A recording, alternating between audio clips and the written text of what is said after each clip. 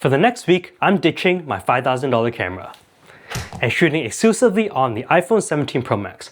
I want to answer one question. Did I just break my camera for no reason, or can the iPhone actually replace my camera? So we have a checklist of things we have to complete in this video. First, I just woke up, so we're gonna make some coffee. Then we're gonna head to the gym and test out the low light capabilities of the iPhone. I'm gonna head downtown to do some street photography with a friend, and we're gonna shoot some photo and video and see how the image quality is. We're gonna do some vlogging and test out the front-facing selfie camera because I heard that's a lot better. We're gonna do a battery life test, go snowboarding and do a little stabilization test, and maybe if we finish everything, we'll go get some sushi.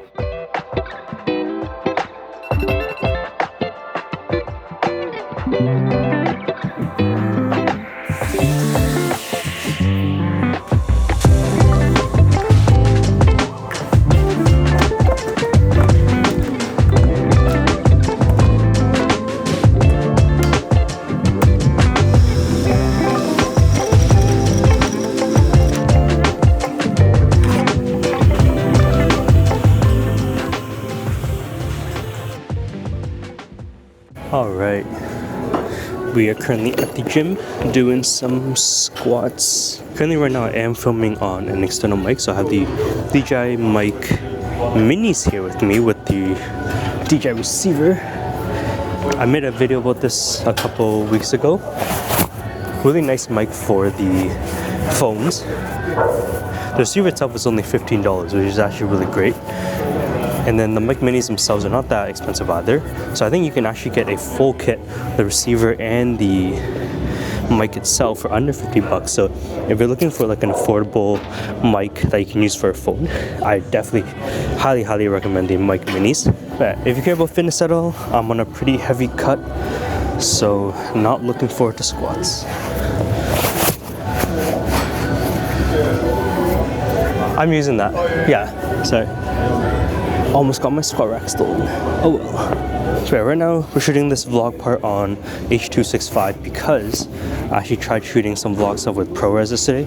I think literally like a 3-minute clip took up 30 gigabytes of storage. So ProRes 422 HQ, definitely really great if you want to shoot high quality video without...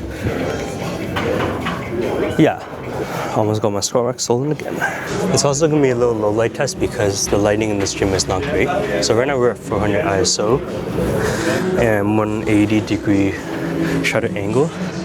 So we're going to see how well this grades. Alright, so let's quickly talk about the app I'm using to film all my videos on the iPhone 17 Pro Max. So the app I'm using is the Blackmagic Cam app, and this is a free app so everyone can use it. And it basically gives you a lot more control over a lot of your settings. So if you go to settings, basically the only thing I'm changing here is the codec. Most of the time I am shooting on Apple ProRes 422 HQ. Now if I'm doing any vlog stuff and I want to do longer clips, I will switch to HEVC H.265 and shoot at the max bitrate. Obviously for the highest quality 422 HQ is going to be super high quality, but it's going to use up a lot more storage. So this is a good in between if you just want high quality B-roll, but if you want to just use it for vlogging, I would go to HEVC H.265. Now you can also see this Apple ProRes RAW and Apple ProRes RAW HQ. Now these allow you to shoot in RAW, and this is if you need the highest possible resolution. Because you are shooting in RAW, it allows you to do things like change your white balance and post-production afterwards. Now the reason I'm not shooting on this is, first, it uses way more storage space, and you do need an external storage, so you have to plug in like a CMM Express Type A card or another SSD into your phone to be able to use these modes. The second thing is it also disables stabilization. So unless you're going to use your phone on a tripod, I would not recommend using ProRes RAW HQ. So 422 HQ is going to be a super high codec. You're still going to get a lot of resolution, but you still get the added benefit of using stabilization and not as big file sizes. If you go back up, we can go to resolution, and this is basically where I'm going to choose a resolution, and most of the time I am shooting open gate. It basically utilizes the full sensor size. Alright, so just to really quickly show you what open gate looks like. So this is what the normal sensor size will look out of the iPhone 17 if you shoot open gate. So it is a 4:3 sensor, I believe, and that's what it looks like. Now this red part here is actually pixels that aren't being used, so that's actually what it would look like. It'll show up black. I just made it red so it's easier to see. But basically open gate allows you to then scale up your footage to the 16:9 aspect ratio, but because you are in open gate and you have more resolution on the top and bottom, it allows you to kind of reframe your shot. So you can put it all the way up like this, you can put it all the way down like this, And that's essentially what it looks like. Now, some people might think that, oh, I'm cropping in, I'm losing resolution, but that's essentially what 16:9 is. It's taking the sensor and it's automatically cropping it for you. And in OpenGate, it allows you to use the full sensor size so that when you do crop it to 16:9, it essentially turns into what it would actually look like if you're shooting like a 16:9 aspect ratio. But it also gives you the added flexibility of moving up and down and making use of that extra space that you're actually recording with OpenGate. And then the final thing I'm doing is choosing my color space, and I'm shooting an Apple Log 2 HDR. So right now I have a LED on it for preview, but if you turn off, this is what it will look like. And then you can color grade afterwards, and it gives you a lot more flexibility with color grading. Now, after we change those settings, the reason why I like using the Blackmagic Cam is you can also change a lot of your manual camera controls that you can't normally do in the camera app. So if you quickly go to the camera app and go to video, you can see that we can choose ProRes off, log, or HDR. You can choose the resolution and your frame rate, and then you can adjust your exposure compensation here. But that's pretty much it. In the Blackmagic Cam, you have a lot more control over all of your normal camera settings. So we can see we have shutter, and right now I'm using shutter angle, and it's set to 180 degrees, and I lock it because I want it to stay at that. You can see that we have ISO, and we can change the ISO up or down. We have white balance. I have it locked at 5600 Kelvin right now, but you can change that. You can also change the tint. You can still change your FPS here, and you can change the lenses. You can see we also have a bunch of the other tools. So we can see we have a waveform right here. You can see like your storage and stuff. You can see the microphones picking up my voice. You have a lot of tools like waveforms and zebras and focus peaking. All of that is here. You still have exposure compensation. You can change your focus manually. It basically turns your iPhone into like a normal mirrorless camera where you can change all of your settings. And it definitely is way better than the normal camera app that's built into the iPhone. So another reason why I like the Blackmagic app is that you can change lenses on your iPhone 17. So by default, you'll be at the 24mm focal length here, and that's just the main camera. But you can also see that there are other focal lengths. So for the wide angle, you can go to 13mm, you can go to 48mm, 100mm, and 200mm. And obviously in my studio, this is way too tight. You can also switch to the front view and wide view. Wide view is basically just an OpenGate version of the front-facing selfie camera. Now, one thing to keep in mind is that the aperture will change depending on the lens that you use. So you can see for wide and front, the iris at the top right here is f1.9. If you go to the wide angle back camera, it will be f2.2 right here. If you go to 24mm, it'll be f1.8. 48 will also be f1.8, and then the 100 and 200mm will be f2.8. So if you're looking for the best low light possible, I would recommend using the 24mm focal length because the aperture is going to be f1.8, so it's going to let in the most light. Alright, so the current settings for these shots is 180 degree shutter angle, and my ISO, I'm keeping it between 200 to 400, depending on the shot. And I think ISO 400 is the upper limit of what I'm comfortable with using on the iPhone 17s. You'll see later on that the Apple Log 2 actually looks really good outdoors, but no light, it does start to get very muddy really fast because of the smaller sensor, so you do have to be a lot more careful while pushing ISO on it.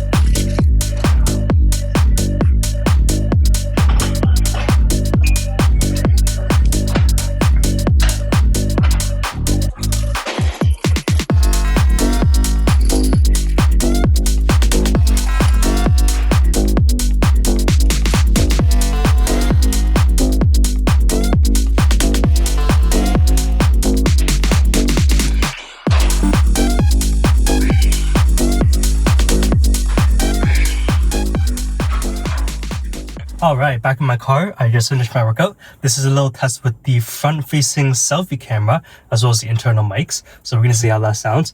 But one thing I'm really liking so far with the iPhone is that, especially for things like the gym, where people are a little bit more intimidated with a camera, I really do like the quality of the FX3. But I have had other people complain a little bit about the camera, even though obviously I'm not trying to film them, but obviously a camera is going to be a little bit more intimidating when you're starting to use that in the gym to film yourself. So I am really liking liking using the iPhone to film myself just because it's very small and compact. No one really cares I'm filming with a phone because everyone films with the phone, so it's not as intimidating for people. It just makes it a little bit easier for me to get the shots that I need without worrying about scaring other people. So I think for the gym itself, I'm going to be sticking with the phone to film all my content unless it's a very important shoot and I really need the best image quality. Alright, time to head home, pack up my stuff, and then we're gonna head downtown. Alright, so really quick update, we're at 69% after the gym, so we're going to see if we can last the whole street photography session without charging. It is going to be pretty cold. Now one thing to note about the battery life is that we didn't start at 100%. This is a setting where you can limit the charge to only 80%, and that's because batteries generally don't like to be at 100% or 0%, they like to be around the middle, and that's how you keep the battery life healthy for a long time. So I basically only use about 10% battery life for filming in the gym.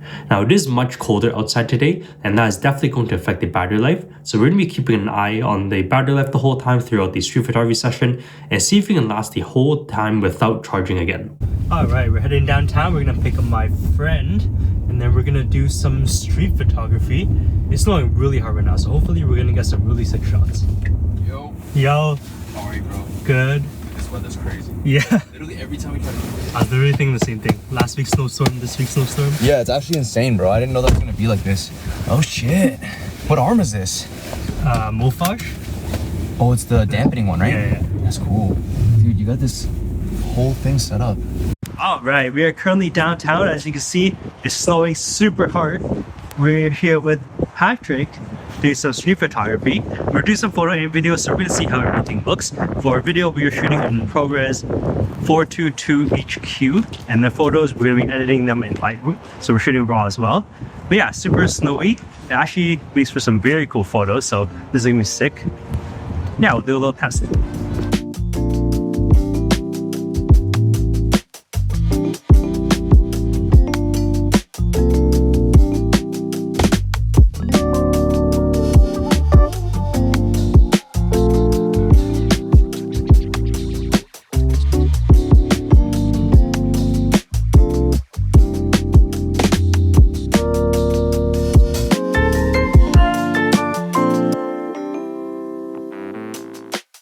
Alright, so one thing I noticed about the photos from the iPhone 17 is that while they do have a pretty good amount of resolution and detail, and I think that if you're just trying to take pictures for stuff like Instagram, it does do a pretty good job. I noticed that it starts to fall apart a little bit with editing. However, I do think that this depends on the lighting situation. I have seen some other photos from other friends before. In days where you have a lot more sunlight and the photos are just warmer with the sun in general, I do think that they look a little bit better. Obviously right now it's winter, so that it's harder to get a lot of good sunlight, and for all these photos it's just cloudy and overcast the whole time, and I think that does contribute to the photos not looking as good as they could be.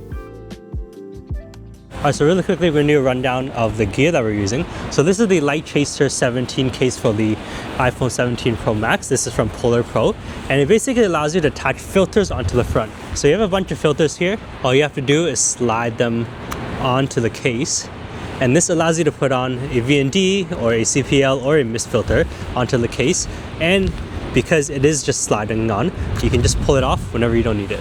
We got a bunch of filters here. We have the 2 to 5 black mist, we have a Cine Gold filter, we have a everyday short stash filter, and a V&D 2 to 5 without a mist. We also have a 67mm filter adapter if you want to put on your own 67mm filters. And all of these integrate with the case seamlessly. One thing that I also really like using is this Bluetooth shutter. So this integrates with the case pretty seamlessly. You just click it and it slides on, and this allows you to have a Bluetooth shutter. So whenever I'm using the Blackmagic app or the regular iPhone camera app, you can use this Bluetooth shutter to remotely trigger your camera, and this allows you to not only get a very nice grip onto the phone, which is definitely much nicer than just holding onto the top, but you have another Bluetooth shutter here. So if you want to do low shots or just shoot and make it feel like a regular camera, this will do that for you.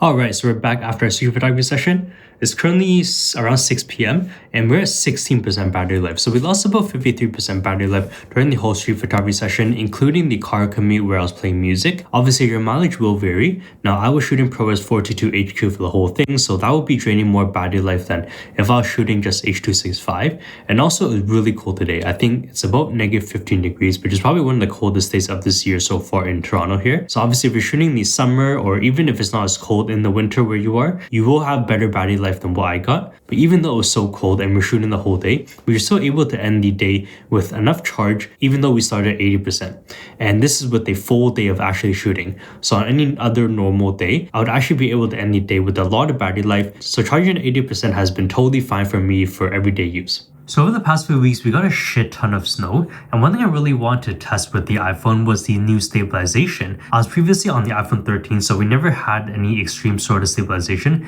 We just had the basic one built in, which was fine, but for a lot of high intensity movement stuff, I do think that it was lacking a little bit. So this first clip I brought up to snowboarding, I was just pointing the camera forward, and this was with stabilization off, and you can see that it's pretty shaky. Now in this next clip, obviously the point of view is a little bit different, but I was holding the phone the exact same way. I wasn't trying to be super stable, and this is with the stabilization maxed out all the way at extreme, and I actually think that looks really good. It almost looks like it's on a gimbal. Obviously there still will be some shakes here and there, but I think overall it did a really good job. Holy shit!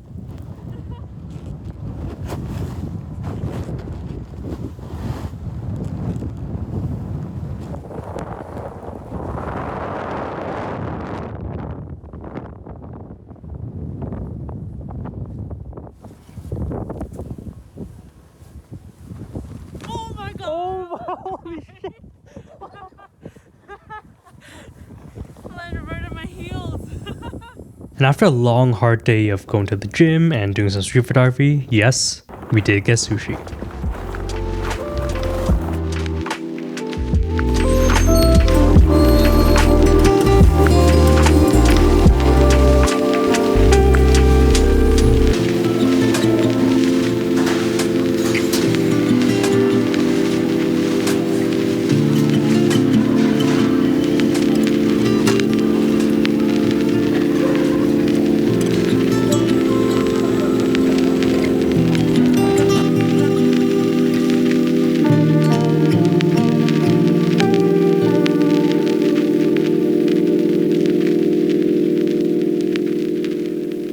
Alright, so this is my normal studio setup with the iPhone 17 Pro Max. Now we have a pretty cool setup here that I want to show you. So you see right now that I can actually see what my phone is seeing through this monitor feed. And that's actually really useful when filming myself. I really like having a separate feed just to be able to view myself bigger, especially with the iPhone like this where I can't actually see the screen itself.